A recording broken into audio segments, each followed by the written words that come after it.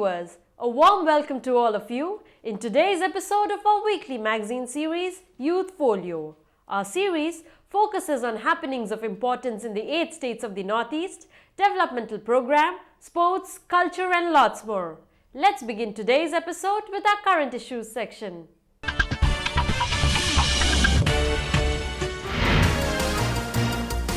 Manipur all set for elections.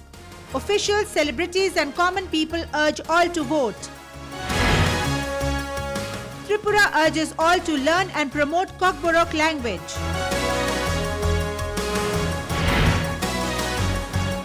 Surajkund Mela in Faridabad, Haryana gives platform to Northeast craftspeople.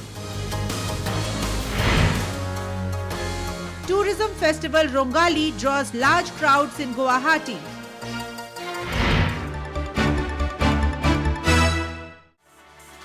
Manipur is going to face election on March 4th and 8th. The Chief Electoral Office is abuzz with activity every day. The state has asked the centre for more forces.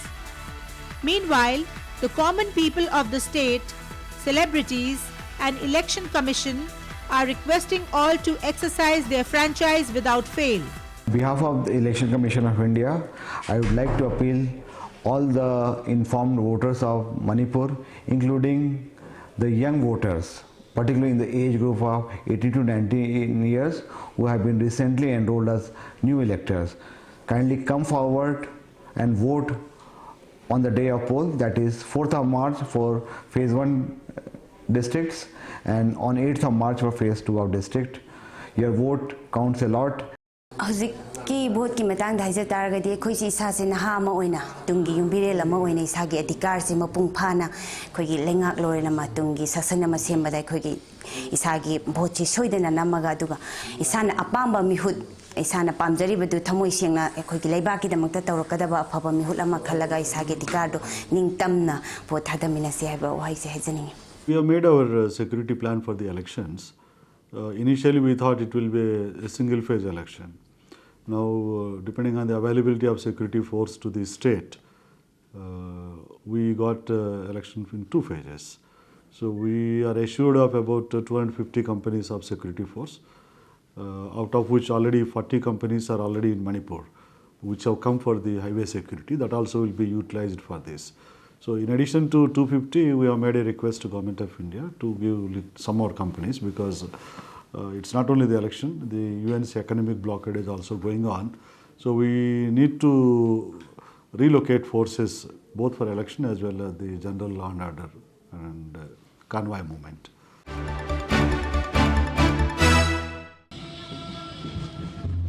The 39th Kokborok Day was celebrated in Tripura with much singing and merrymaking. A state function organized on the occasion was inaugurated by State Forest and Rural Development Minister Naresh Jamatia in the presence of Member of Parliament Jitendra Chaudhary.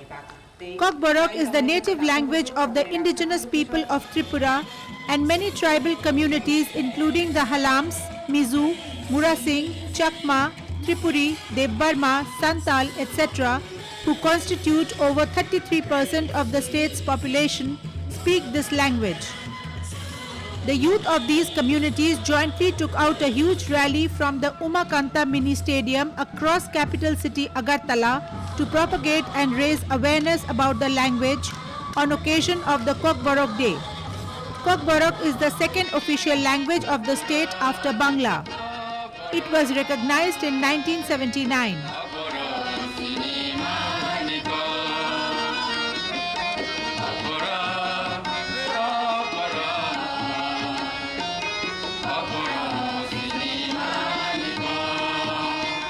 इस भाषा को लेके जाने के लिए हम लोग बहुत कोशिश कर आगे तक लेके जाने के लिए इंटरनेशनल लेवल तक, क्योंकि अभी तक हम लोग जो स्टेट लेवल में है वो हम अभी नेशनल लेवल तक भी लेने के लिए बहुत कोशिश कर रहे हैं, जैसे स्टडी की पर्पस, देन प्रोग्राम कल्चरल के थ्रू बहुत कोशिश कर रहे हैं.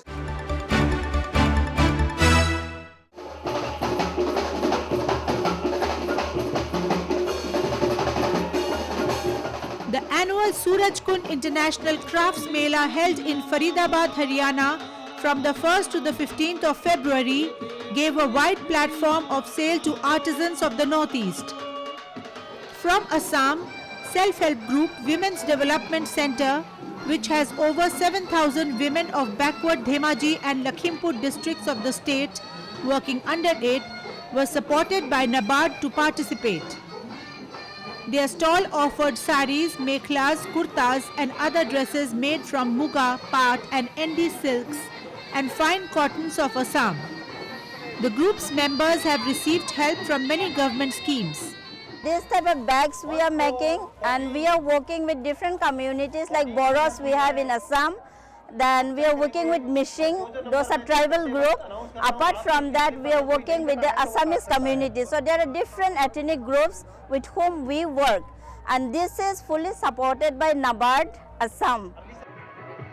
From Mizoram, entrepreneur Karin Mapuya had come with traditional handloom items. She claimed to be happy with the sale. This Suraj Kund Mela is my first time. My products are Mizo traditional dress, handloom products. It's a running fabric. Some are ready-made garments. So I'm so happy that I can come here for the first time, and it's a nice experience. From Nagaland, many shops offered artificial flowers which sold well, while from Manipur, National Awardee Lukhoi Devi came with fine traditional weaves in shawls, faneks, saris, etc. The artisans were happy with the interaction and sale, as also enjoyed the many cultural shows, including dances and performances by foreign participants.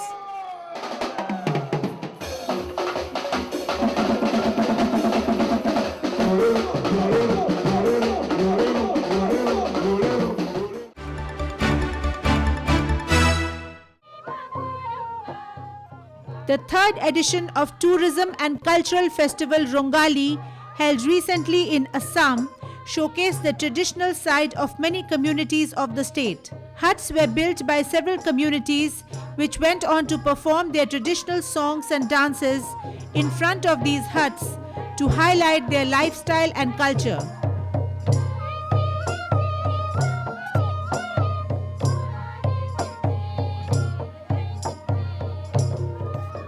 The Bodo community, for instance, performed their Bagurumba number using indigenous musical instruments.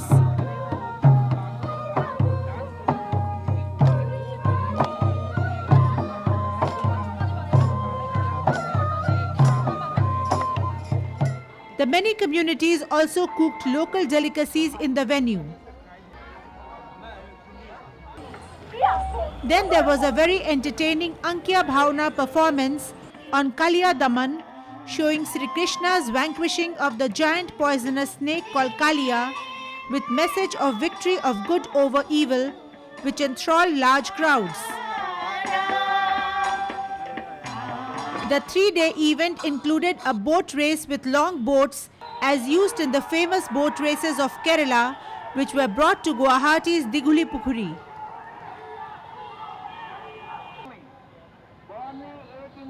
The Brahmaputra beach saw many aerosports activities, which too were much entertaining.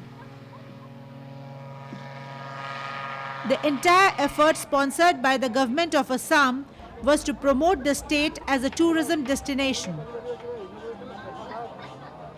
Rongali is an attempt to promote Assam. So we know about there are a lot of social disturbances among the tribes of Assam. So time has come to bring the tribes together, time to come to promote Assam as a destination. Now Assam, Guwahati has one of the finest air connectivity in India. Assam is now safe. Artisans are the backbone of societies in the Northeast. Lakhs of people in all the 8 states earn their livelihood from handloom and handicrafts. The government also offers various schemes and many NGOs to have beneficial programs. We bring you one example.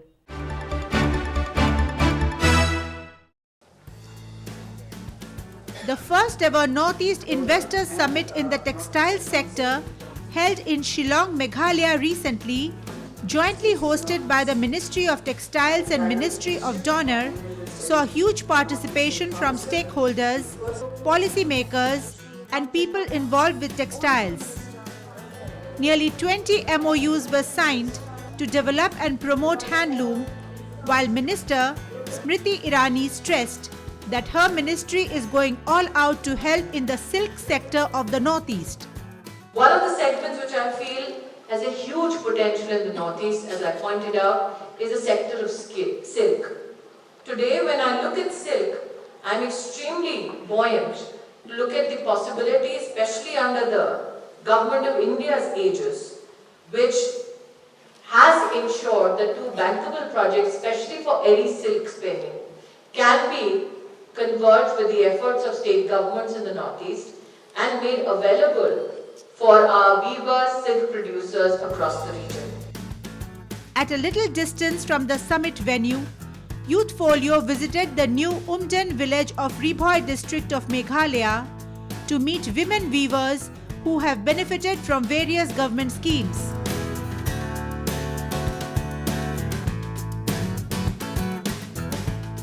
This is D. Sheila, who has got rupees 20,000 loan from Integrated Handloom Development Scheme and rupees 1,47,000 from the Khadi Board with 25% subsidy for her work shed,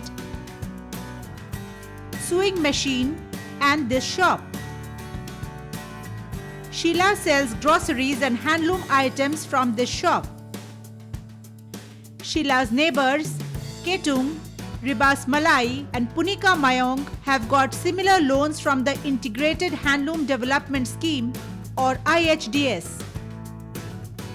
Apart from individual weavers, IHDS has also funded community worksheds here like this Nongplu Women Weavers Cooperative Society, where women who do not have looms can come and weave, taking the advantage of looms installed here.